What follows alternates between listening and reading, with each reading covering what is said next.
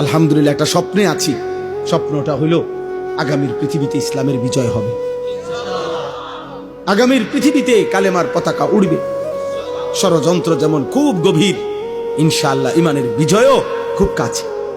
রাত্র যত গভীর হয়, এটা কিন্তু বিপরীতে শান্ত নাও যে সকাল কাছায় গেছে।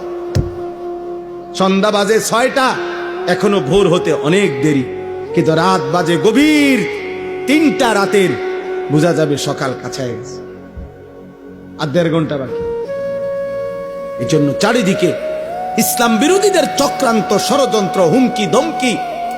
আজকে ইহুদিরা আমাদেরকে চোখ রাঙ্গায়, আজকে খ্রিস্টানরা আমাদেরকে চোখ রাঙ্গায়, আজকে বার্মার বৌদ্ধরা আমাদের মুসলমানদেরকে চোখ রাঙ্গায়, আজকে উগ্র উগ্র হিন্দু সংগঠন ইসকনের গুন্ডারা আমাদেরকে চোখ রাঙ্গায়।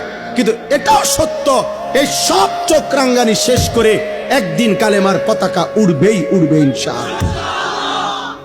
বিজয়ের পতাকা উড়বে, ইমানের পতাকা উড়বে, মাহদির বিজয় হবে, দাজ্জালের পতন হবে, ইহুদির শেষ ব্যক্তিটারও পতন হবে, বিশ্বময় ইসলামের খেলাফত হবে।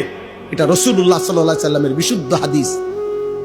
নবীজি সাল্লাল্লাহু আলাইহি সাল্লাম বলছে, যদি শুনে থাকো কিয়ামতের আর একদিন বাকি, তবুও বিশ্বাস রেখো উম্মত, মাহদি আসবে।